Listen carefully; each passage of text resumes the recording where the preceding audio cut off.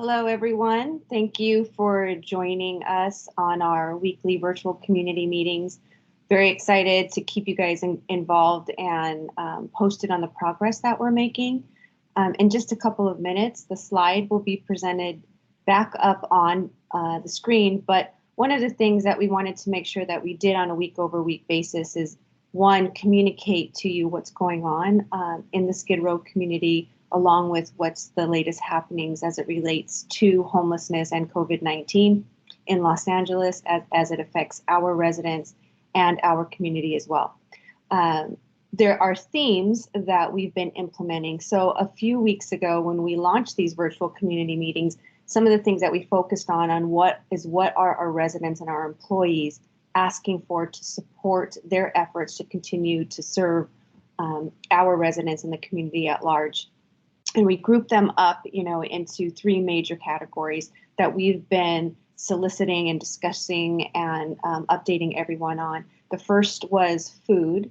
And just to recap that very quickly, our community, our population also has buildings called SROs, which stands for Single Resident Occupancy Buildings. They share a kitchen and they share bathrooms. And because of that, we needed to make sure that they were positioned, the residents that lived in those buildings, that they were positioned to make sure that they got food and they got hygiene kits so that their living environments were conducive to some of the requirements that they had to back into when LA was put into a shelter-in-place program. So that's where the priority of food came in, and that's where the priority of hand washing stations, soap, hygiene kits came in.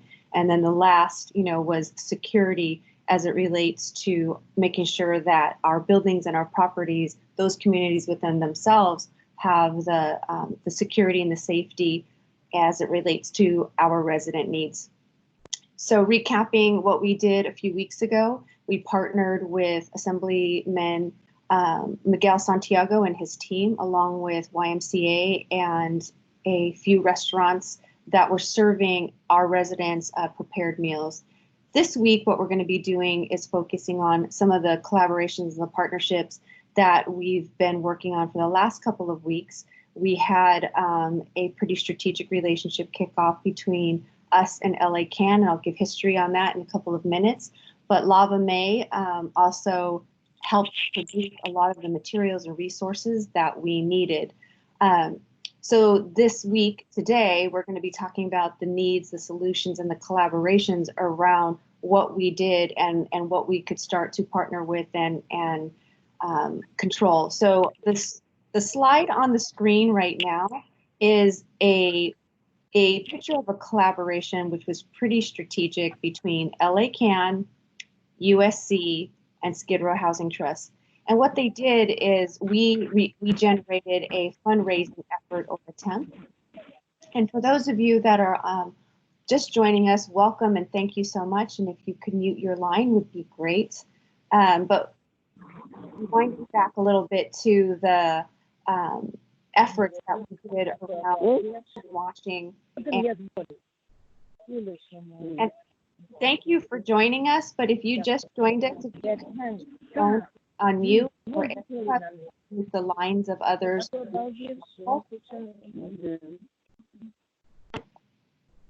So in this picture, so sorry about that, everyone, but in that picture, in this picture is the collaboration between LA Can, USC, and SkidRow Housing Trust. The interesting and fun fact of this picture is LA Can actually was born, the spirit of the program and the organization was born at our property called Rossmore, which is right across the street of where their current, headquarters and organization is located. They're a very dedicated activist group to the community at large, and some of the perspective and asks, both from our residents and the residents that have friendships in the community that are still in encampments, wanted to make sure that they had access to soap and water to make sure that they could stay within kind of the healthy hygiene and washing their hands and wearing masks. So big gratitude to USC, big gratitude to LA Can, and yesterday was actually the day that we launched. LA Can has something called Wellness Wednesdays. We started it at the Rossmore, as kind of an homage and respect to the historical relationship between Skid Row Housing Trust and LA Can. We're going to continue to put one of these hand washing stations that actually was designed and artistically presented by artists in the community, and they will be in front of each of our properties to make sure that there's always a hand washing hygiene station within the community and in front of our properties. Here are some other pictures as soon as we put this up. Obviously people have access now to soap and water that is going to be replenished, on a daily or as needed basis. And we're going to be giving the stories of each of the properties throughout the week. And that's the start of receiving a lot of the hygiene and health and wellness equipment, resources, and supplies that we're going to start grouping up. So we've recently received a shipment of masks, more soap, and flip-flops for the SkidRow, the SRO residents that need those shower kits, like I said. So those were coming in today and tomorrow, and we're going to be grouping that up and distributing that as well. So again, thank you for all of you that call in every week and make sure that you listen and you share and you participate. The amount of networking and support that has been generated from these virtual community meetings has been extraordinary, and like you see, again with Assembly Miguel Santiago's team and with LA Can and with USC, and then you're going to see some more of our collaborations moving forward, which leads me to who we're going to be talking to with this evening. So I want to take an opportunity, actually, let me hit the pause button. I have one more announcement, to make, because we're going to be wrapping up this session with it. But in just a couple of seconds, we're going to see a slide of a recent donation that was provided to us by one of our key partners. So Wells Fargo, for those of you listening on this call or will be listening to the recording subsequent to this call when we publish it, thank you so much for your ongoing support and donations. We were awarded a grant for $50,000 to support our COVID-19 efforts at our organization that will go directly to our frontline employees and to our residents. So thank you for that. They, again, have always made a concerted effort to provide the resources, awareness, and communication that we need. So very excited. That came through some of the awareness building that we've been doing through these meetings week over week, and being very open and transparent about the needs that we have. They were and are particularly moved by the stories of our residents that they hear from on a week over week basis.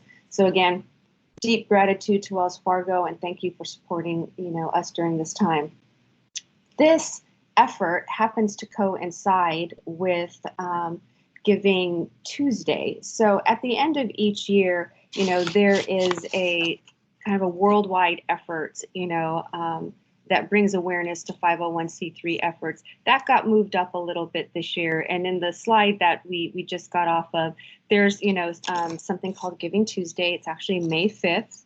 And what we're trying to do is we're trying to create awareness to us and our causes to make sure all of that kind of comes in at the same time.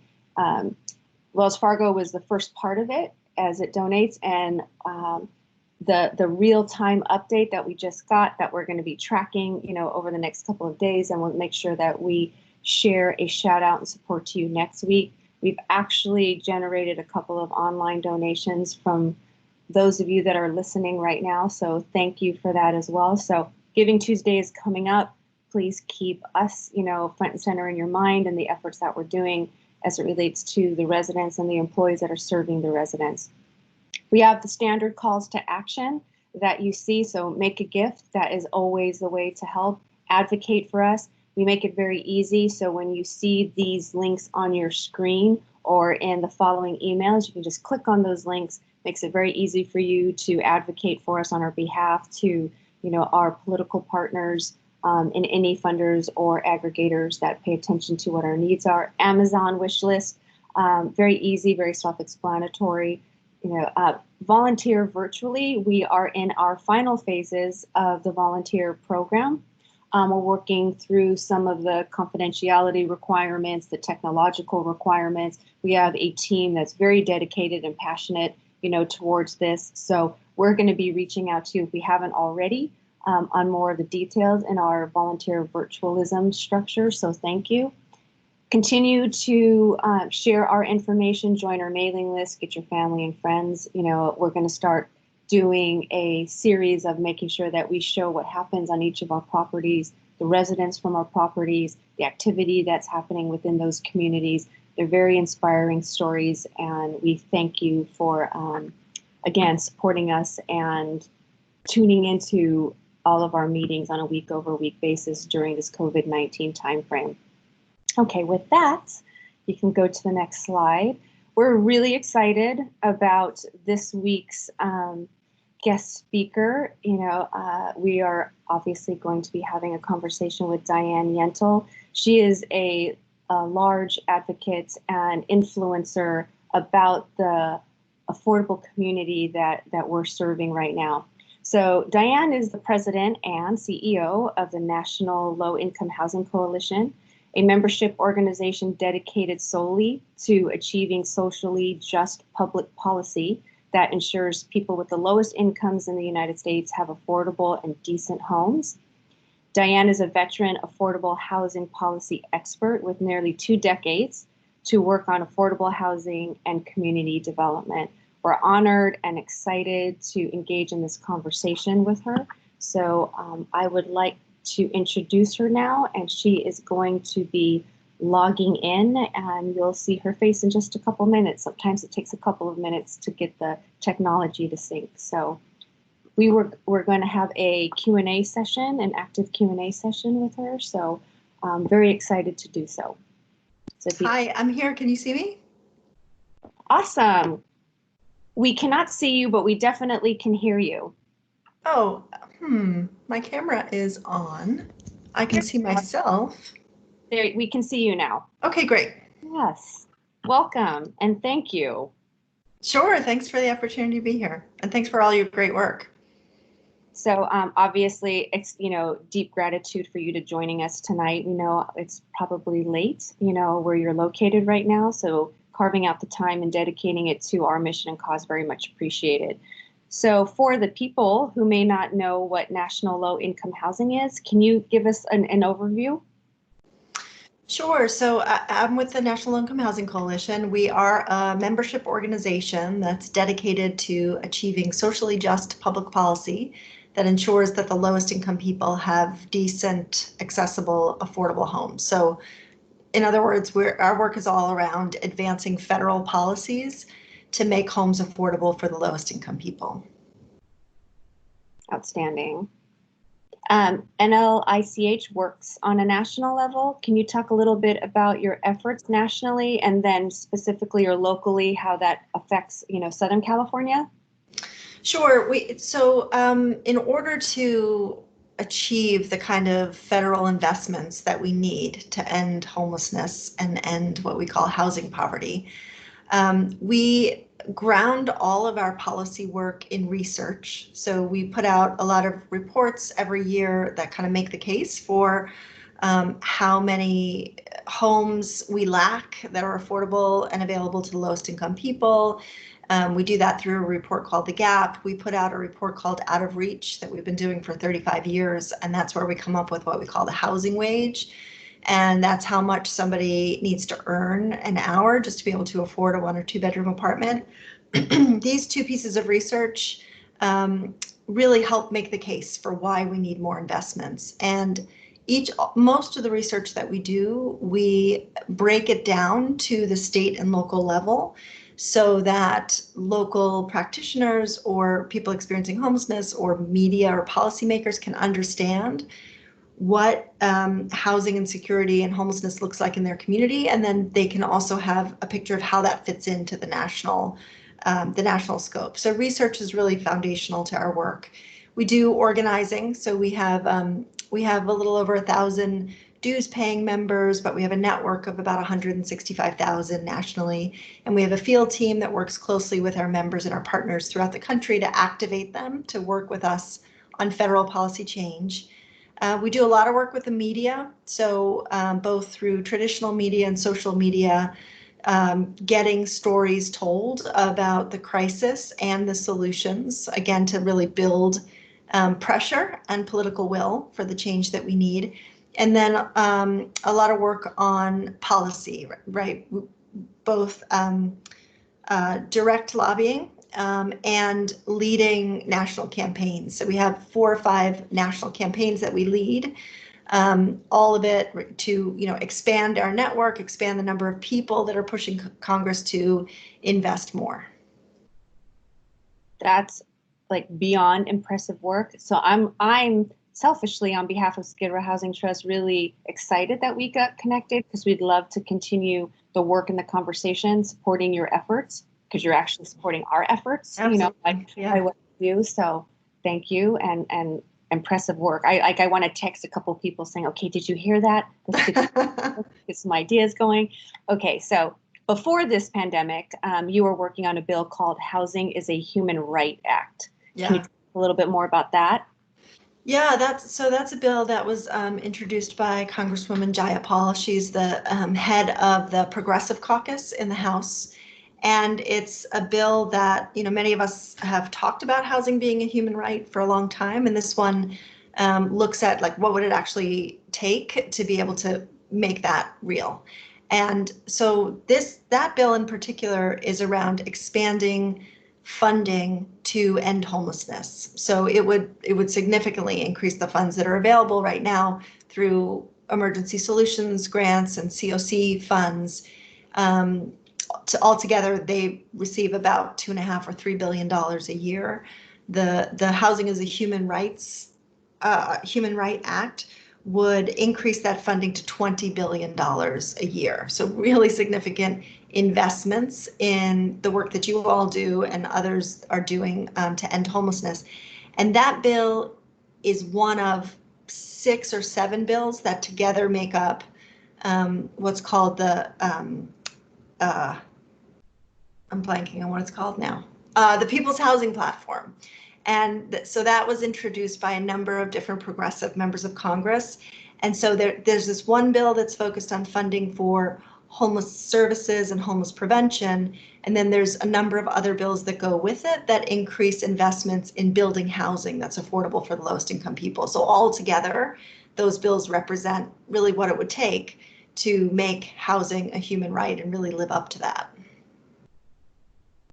Well, again, appreciate everything that you're doing as it relates to housing, and you actually hit something that's really important for us, because there's the delineation between housing and then services, right? So appreciate the focus and attention on that. And I know there's a lot of people in the audience right now that are very happy to hear that and very most likely excited to support that. So I'll make sure that I follow up with you after that, because you're going to ask Jet and I to see what can we do to rally and support that initiative. So as it relates to COVID-19, specifically as to what's occurring right now, during COVID-19, what has your organization been working on, and what progress have you seen in the last 6 weeks?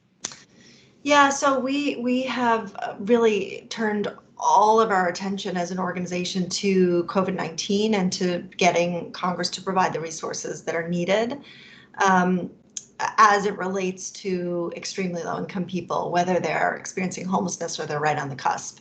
So we've been holding a number of calls, national calls and working group calls. We've had about 2,000, 2,500 people join our calls each week, where we try to, pull together as much information that's folks like you need to be able to do your work. As again, all of it related to COVID-19 and housing and homelessness. So we've been providing a lot of resources, a lot of fact sheets. We've been doing FAQs just to help people kind of make sense of the resources that are out there and what it means. And then we've also been pushing Congress to provide the funds that are needed to respond. So really early on, we would hear from organizations like yours about the tremendous challenges that homeless shelter providers and service providers and outreach workers were facing, right? Lack of basic safety equipment and not having the funds to be able to implement social distancing and have hand washing stations.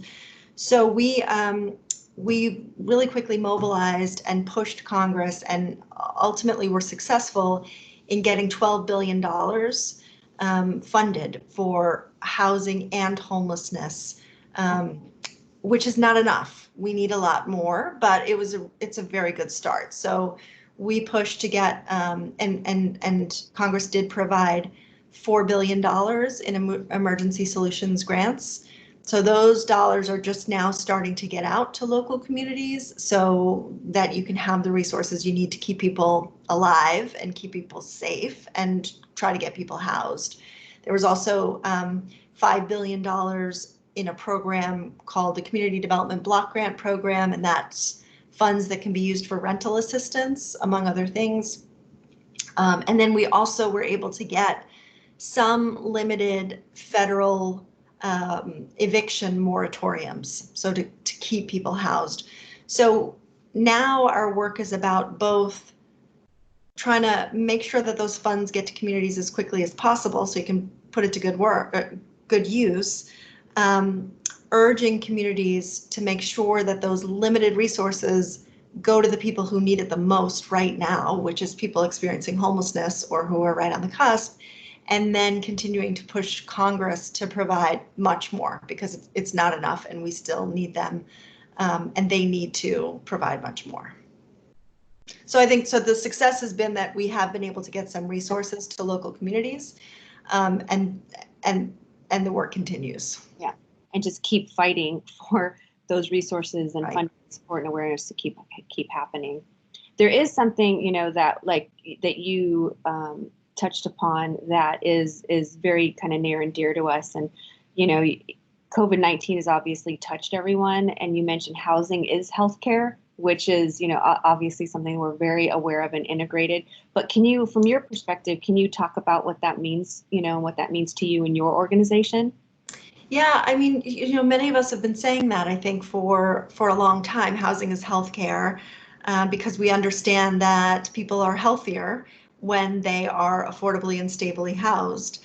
And I think it's never been so obvious as it is now. And, you know, one of my hopes from this moment is that, you know, our collective health depends on people being able to stay at home. It depends on Yeah. everybody being housed. Like, we're not going to be able to contain this pandemic as long as any one of us, and especially when hundreds of thousands of us don't have homes. Mm-hmm. And so my hope is that people recognize this and feel this in a new way, that housing is healthcare, that maybe propels us into real action and real investments. But there are decades of research really that makes the case that affordable housing is so central to so many areas of our lives, and we know that when we're affordably housed, we're healthier and our kids do better in school and we earn more over our lifetimes. We even live longer. So all of that results in not only tremendous benefits to individual people and families, but to communities and really to the entire country and our economy. So that's how we think about and make the case that housing is healthcare. And again, I think it's never been so obvious as it is now. And so what additional resources do you think are needed to address people experiencing homelessness? Related to COVID-19 specifically? Yes. Yeah, so we worked together with the National Alliance to End Homelessness to have a researcher at the University of Pennsylvania estimate what it would cost to implement social distancing, have the services that are needed to keep everybody who's experiencing homelessness safe from COVID-19. And the estimate was that it would cost $15.5 billion. So we got $4 billion in one bill. We have $11.5 billion to go to meet those needs. And some of those funds some of those additional funds we're pushing from Congress to provide through the ESG program. There's also FEMA dollars. FEMA has been paying, and in California they've been paying, and 6 other states as well. They're paying for some non-congregate shelter for some people who are experiencing homelessness. FEMA can be doing a lot more.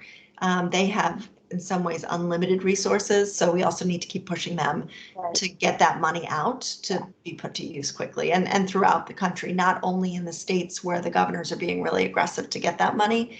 There's people in other states, whose governors aren't asking, but the people who are homeless in those states still need those resources. And then kind of as it relates to that, how are you seeing this pandemic impact housing stability, and what do you see kind of post-COVID-19? Yeah, so that's the other really big challenge is, one, of course, we want to get everybody who's homeless safely sheltered and ideally safely housed. And we want to make sure that nobody else is becoming homeless during the pandemic.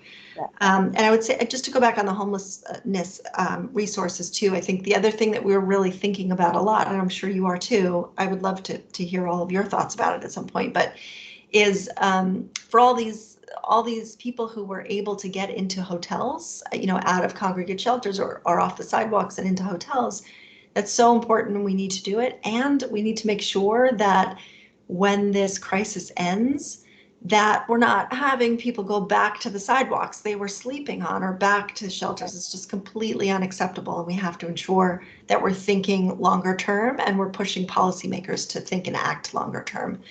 But on the housing stability piece, and ensuring nobody else becomes homeless, we have been pushing for 2 things. One is to have a national moratorium on evictions and foreclosures. So, the very least Congress ought to do during a pandemic is assure each of us that we're not going to lose our homes during it. So there needs to be a national moratorium. There are some national eviction moratoriums that apply to some renters, about 40% of renters, but there's a lot of people who are left out. So we need to have that uniform moratorium. And then we also we estimate at least $100 billion in rental assistance, because 30 million people have lost their jobs. It's predominantly low-wage workers who are losing their jobs. They were struggling to afford their housing before COVID-19. And even if we get the moratoriums on evictions, eventually those moratoriums are going to be lifted, and we don't want to create a financial cliff for people to fall off of when those moratoriums are lifted. So we're pushing for $100 billion in rental assistance to make sure that that doesn't happen. Well, the numbers and effect and impact that you discuss and throw out, they're exciting and overwhelming, and it's kind of to your point, which I think is appreciative, for the audience tonight to hear, is just how much discipline and focus and data that you have that supports all that and how it's all integrated. I got a couple of texts. Well, there's 3 questions for you, if you don't mind, if we can just ask, just 3 quick questions. Sure. One is, do you expect the homeless population in Los Angeles to expand significantly due to COVID-19 from your perspective? If we don't intervene in some way, yes, and not just in LA, but throughout the country. Again, we have 2 problems to solve for at the same time, and one is to make sure that the people who are homeless now and before COVID-19 get stably and hopefully permanently housed. But we also have to make sure that people who are right on the cusp don't fall into homelessness. Before COVID-19, we had 8 million extremely low-income renters throughout the country that were paying at least half of their income towards rent. And many were paying much more, 60-70% of their income, just to keep a roof over their heads. And so they were always one financial emergency from eviction, and in the worst cases, homelessness. And for many of these renters, COVID-19 is that financial emergency. And more people are going to become extremely low income, and more people can't afford to pay the rent, which is due tomorrow. So if the federal government doesn't intervene in a big way by stopping evictions and providing rental assistance, there will be a tremendous spike in evictions and homelessness throughout the country. And then you may or may not know this information, and at least, maybe just share some perspective. What do you believe someone needs to earn to rent in Los Angeles, to kind of stop that slide, or just kind of maintain a standard of living that's appropriate, and Yeah. any perspective or opinion that you have on that? Yeah, well, actually, I'm pulling up right now. We have a report that gives the exact number. So we put out a report every year. I think I mentioned it earlier, Out of Reach, and that's where we come up with what is the housing wage. So that's the amount that somebody needs to earn an hour in order to afford a modest 2-bedroom apartment. And California, of course, has one of the highest housing wages in the country.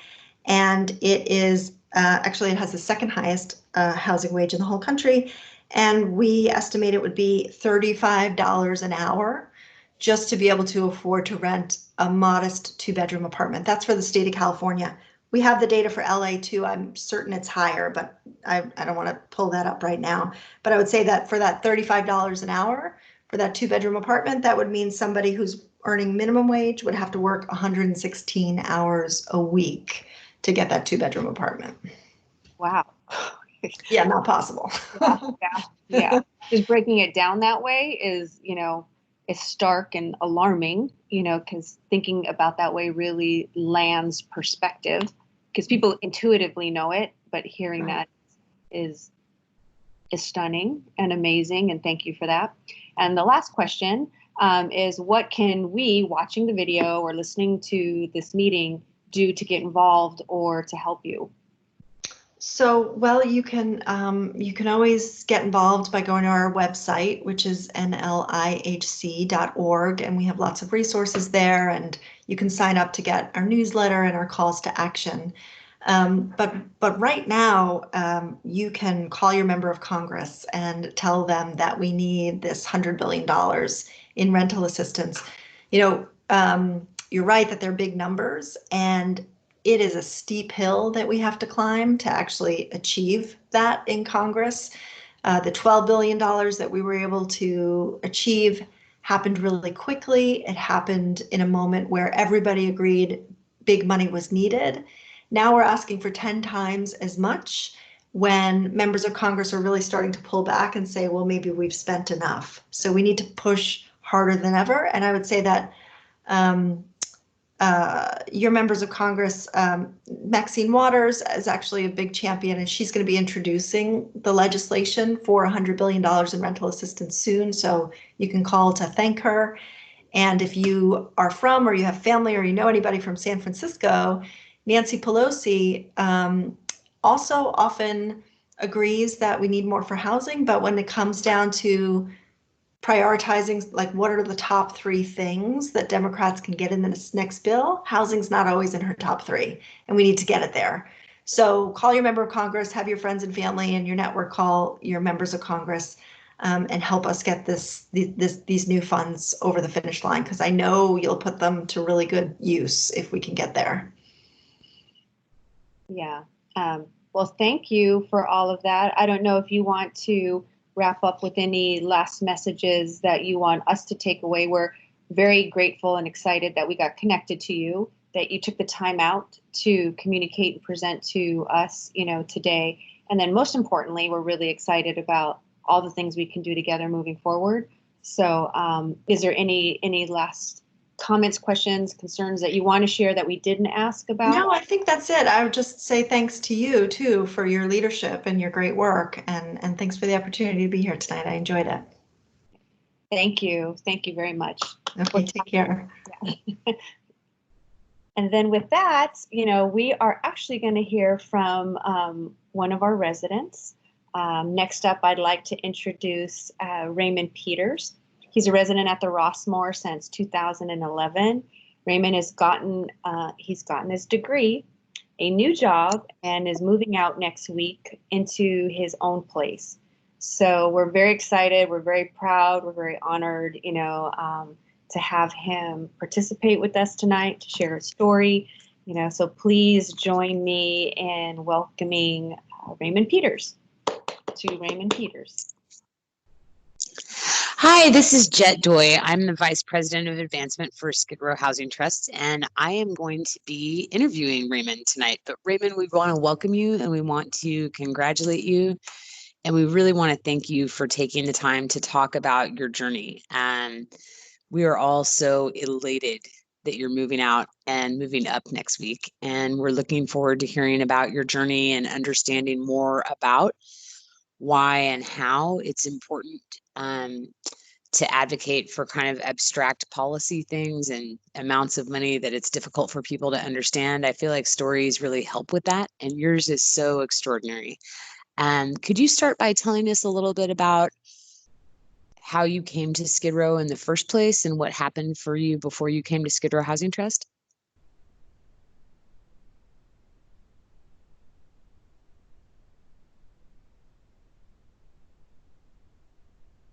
Raymond, if you're talking, you're on mute. Can you hear me now? Yes, we can. Okay, good. I'm sorry. Okay, so in 2009, I was a financial aid counselor for a school. And at that time, we had a recession. And as a result, I lost my job. And it was so traumatic for me, I actually turned to alcohol to deal with the loss of my job. So I went to downtown Skid Row. I went to the Union Mission for a meal. And before I knew it, I actually joined the CLDP program there. And I was able to address my loss, deal with my anger, my frustration, my loss of hope. So in doing that, I learned how to manage it, and I knew I had to do something more. So from there, I moved to the Rushmore Hotel, and I decided when I moved in to continue working on dealing with my pain, my frustration, and lack of or loss of hope. And what was really crucial for me was my caseworker. My caseworker sort of helped me gain a vision for my future. And after dealing with my caseworker at the Rushmore, I actually designed a vision board at that time, and here it is. And on this vision board, I said, okay, I want to go to school. I want to get a certificate. I want to get a degree, and I would like to work with serving the community. So I did go to LACC. I got my certificate. I got my AA degree in 2017. I transferred to Cal State LA, went part-time. So I'm a senior, and I should be done by the end of the year. I also, through a case manager, got the job at Volunteers of America. And I'm now an assistant case manager, where I actually work with housing our clients. So I really, really love my job. And the great news is, after my 12-year journey, I will be moving next week, and I'm actually going from Skid Row to Woodland Hills. So that's like, it's incredible. The journey here has been amazing, and I really appreciate the fact that Skid Row Housing Trust and especially the case managers, it's like life is not over because we're in Skid Row. We can actually do something if we want to, and they provided the avenue for that, and I'm so grateful to them. I'm so grateful to them. Yeah. And also what I saw last week, which was really great, was I was going outside the building and I saw the hand washing stations. I saw that station in front of the building. And I think if we can get some more of those, that would be so good, because a lot of the homeless people outside, they cannot necessarily go to the mission now because of the COVID-19. You know, it's difficult for them to get there.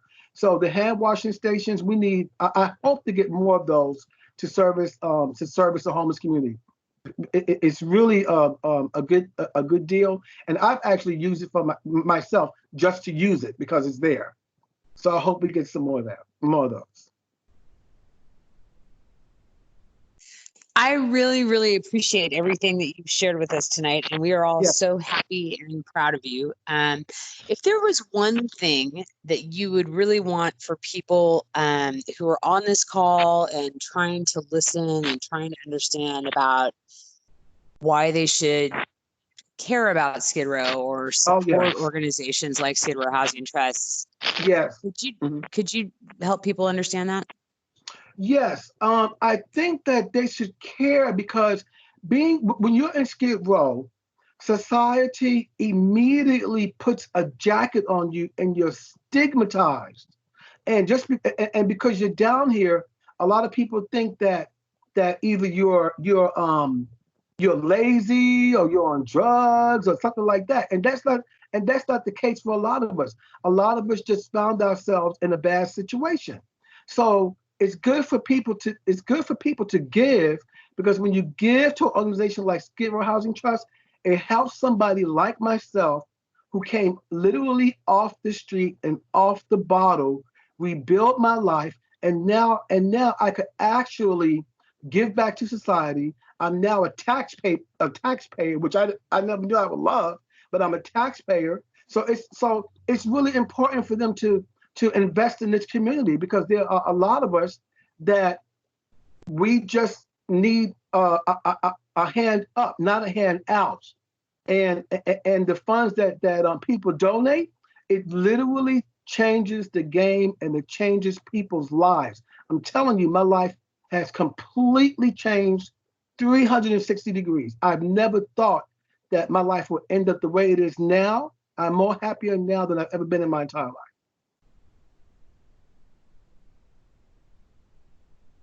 Well, that is a pretty high, happy note to end on. I really Yeah. want to thank you for sharing your story with us and Thank for you. inspiring everybody this week. Anytime.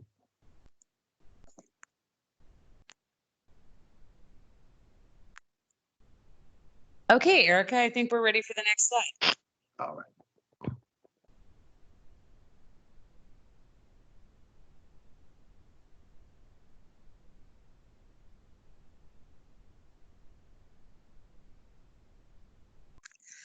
For those of you who are regular callers, I know that you're familiar with our calls to action, but financial support is always completely necessary. The trust, has a complex operation, and we are deeply devoted to building permanent supportive housing and to taking care of our residents over the course of their lifetimes, and to supporting our unhoused neighbors in Skid Row. And your financial contributions allow us to do that. I think you heard very clearly and plainly from really both Raymond and Diane tonight why it's important to advocate. The ability to share with our elected representatives that you support expanded funding for programs like this is crucial in our ability to advocate for it. We also have our Amazon wish list, and Lee had mentioned we're in the final stages of working through our virtual volunteer program. And for you or for anyone else who doesn't receive this invitation directly, we would love for you to join our mailing list and stay in touch with us. So thank you for participating tonight. I really appreciate it, as we all do. And I will turn it back over to Erica. Thanks, Jet. Here are the details for next week. Again, we'll be here next Thursday at 6:30. I have the phone number and the conference ID there. We'd love to hear from you. Please email us at info@skidrow.org to share your feedback and any other things you may have to share. We look forward to seeing you next week. And now we're going to do the Q&A. If you have any questions, please put your questions in the speech bubble or send an email to info@skidrow.org. And with that, I'm going to connect you back with Jet for the Q&A. Hi, everybody. Lee, I do have one question from Patrick Strait. And he says, great that you got the hand washing stations up, but why did it take COVID-19 to finally make this happen? Yeah. He adds to that, can we expect to see partnerships like this working proactively moving forward? Okay. You might have to remind me of the break in the questions, but as it relates to getting the washing stations up, Skid Row Housing Trust obviously is a real estate development, a real estate developer and a property manager and a health and social service provider. So we have our buildings, and we can control or influence what happens in our buildings. But we have limited control on a public space, like, the sidewalks or the streets. And so we advocated, for hand washing stations and other resources, in the community before COVID-19. We're doing it now. We'll do it after COVID-19 as well. I think the reason why the COVID-19 really perpetuated or supported these hand washing stations is because of the obvious need for it. We'll keep advocating for that as it relates to public space. So I can't really answer the question from a city or county perspective as why it took so long to get there. I can say that from an organization point of view, we have been pushing very heavily for that, and we did use this time frame and opportunity, like what you saw, to partner with community organizations like LA Can, like USC, like LA Christian Health Center, to say, look, we need to get this out there right now, and maybe this isn't our scope, or maybe this isn't an approved sphere of influence for SkidRow Housing Trust, but if we could just get it up for the next couple of months would be great. So what I can say is we'll continue advocating for it where we do and don't have control. But that's kind of how it relates to the hand washing stations. So that's probably why it took us a little bit longer. But one of the things we just want to make sure is that, we try to influence for sure what we can, and we fight very, very proactively, maybe in the areas that we don't have control over. I'm so sorry, Jet, there was a two-part question to that. I know it had to do with can you just repeat Lee, it? I think that you've actually answered it very satisfactorily, because the person who asked the question said it's great that you're thinking outside of the box. They were looking to know if they could expect to see proactive partnerships like this in the future. Oh, yes. Yes, absolutely. It's heartbreaking that a situation like this brings collaborations and partnerships, but one of the things that we want to make sure that we continue, that one, we show and communicate, and we're trying to do that through pictures and speakers, et cetera. But it's really important to say, look, we are partnering with Union Rescue Mission. We are partnering with LA Can. We are partnering with LA Christian Health Center. We are partnering with USC. Tonight, you can see we're trying to expand our partnership, our influence, our voice, at maybe a national level. So yes, we're going to continue proactively moving forward. And yes, we're going to try to keep thinking outside the box as it relates to collaborative partnerships. So great question. Thanks for asking it, and providing an opportunity to give a comprehensive answer in an environment like this. So appreciate it.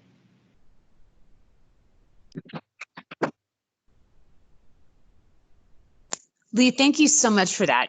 We don't have any further questions. And so with that, I will allow you to thank our guests and turn it back over to Erica. Well, just as a wrap up, I think what the feedback that we've been getting and what we're really excited about is just the virtual collaborations that we're getting. There's a lot of people that are reaching out to us, that we're reaching out to, really kind of designing, influential policy or programs or projects, whether they're short-term or long-term. So keep sharing this information with your group and your network. Thank you for participating. Thank you for listening. And for those of you that have given us grants, money, resources, donations, masks, PPE, equipment overall, food supplies or what have you, this would not have been done without you. So we really appreciate what you've done in the last 6 weeks, 5-6 weeks. And we look forward to what we can do together for the next few 5-6 weeks, not only to get us through the COVID-19